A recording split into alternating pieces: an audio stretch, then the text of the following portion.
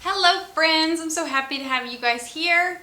And I'm actually really happy to let you know that I've gotten some new t-shirts.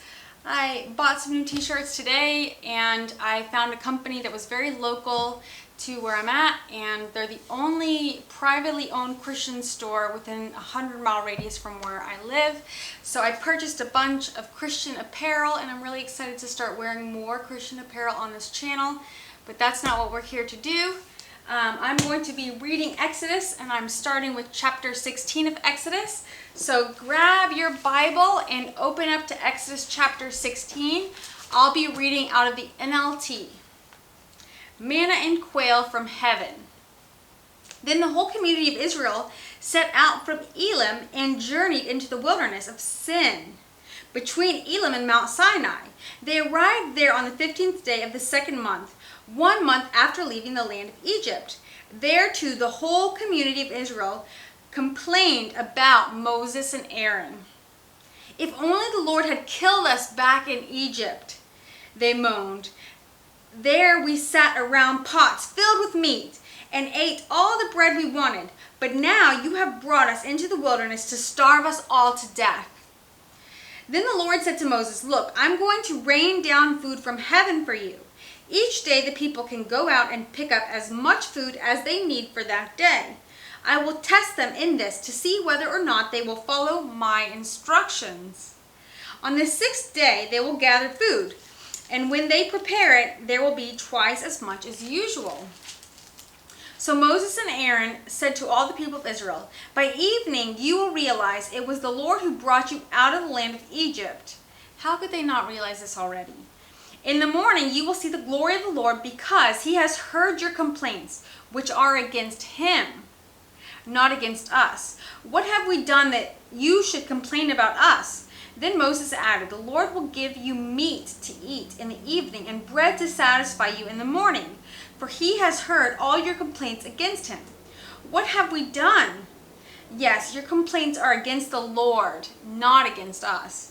Then Moses said to Aaron, "Announce this to the entire community of Israel. Present yourselves before the Lord, for he has heard your complaining."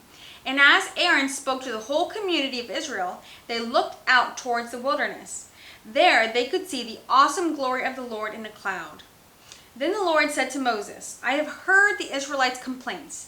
Now tell them, in the evening you will have meat to eat, and in the morning you will have all the bread you want. Then you will know that I am the Lord your God." That evening vast numbers of quail flew in and covered the camp, and the next morning the area around the camp was wet with dew. When the dew evaporated, a flaky substance as fine as frost blanketed the ground. The Israelites were puzzled when they saw it. "What is it?" they asked each other. They had no idea what it was. And Moses told them, "It is the food the Lord has given you to eat. These are the Lord's instructions. Each household should gather as much as it needs. Pick up 2 quarts for each person in your tent." So the people of Israel did just as they were told. Some gathered a lot and some only a little. But when they measured it out, everyone had just enough. Those who gathered a lot had nothing left over, and those who gathered only a little had enough. Each family had just what it needed. Then Moses told them, "Do not keep any of it until morning." But some of them didn't listen and kept some of it until morning. But by then it was full of maggots and had a terrible smell. Moses was very angry with them.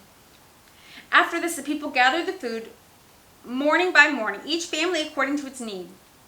And as the sun became hot, the flakes they had not picked up melted and disappeared. On the 6th day they gathered twice as much as usual, 4 quarts for each person instead of 2.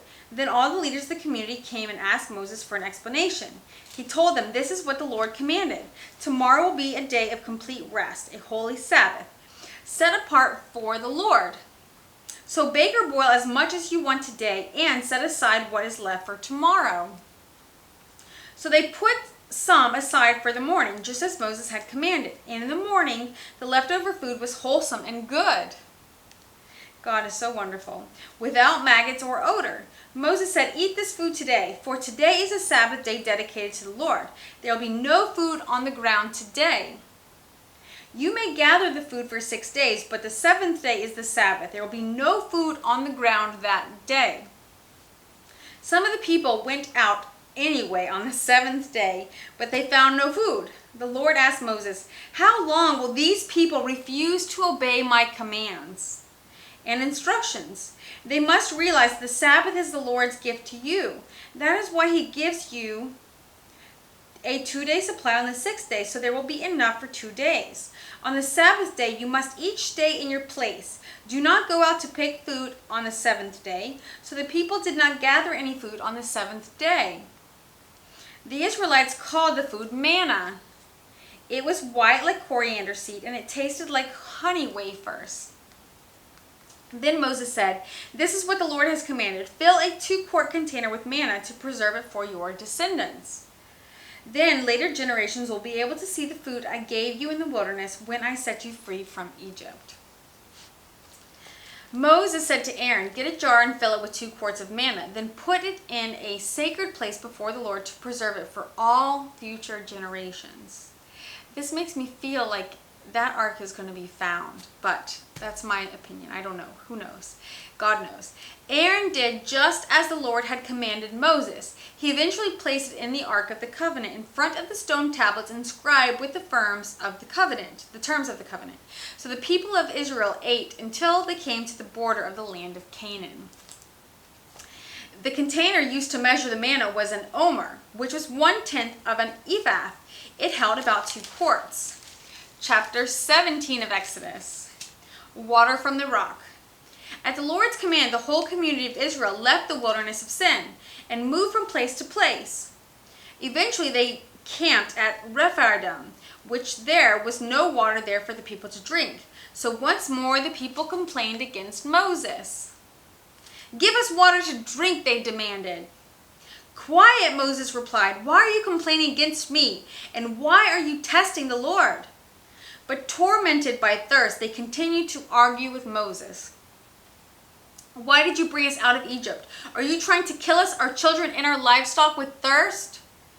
Then Moses cried out to the Lord, "What should I do with these people? They are ready to stone me." The Lord said to Moses, "Walk out in front of the people. Take your staff, the one you used when you struck the water of the Nile, and call some of the elders of Israel to join you. I will stand before you on the rock of Mount Sinai. Strike the rock, and water will come gushing out. Then the people will be able to drink."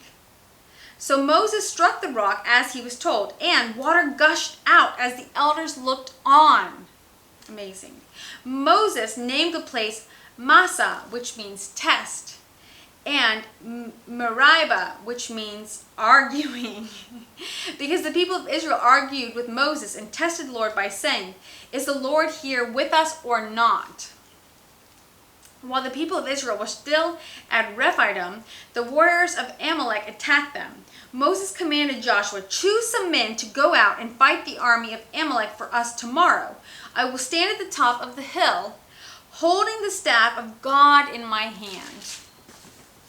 So Joshua did what Moses had commanded and fought the army of Amalek.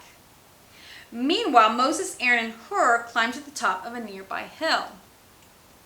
As long as Moses held up the staff in his hand, the Israelites had the advantage. But whenever he dropped his hand, the Amalekites gained the advantage. Moses' arms soon became so tired he could no longer hold them up. So Aaron and Hur found a stone for him to sit on. Then they stood on each side of Moses, holding up his hands. So his hands held steady until sunset.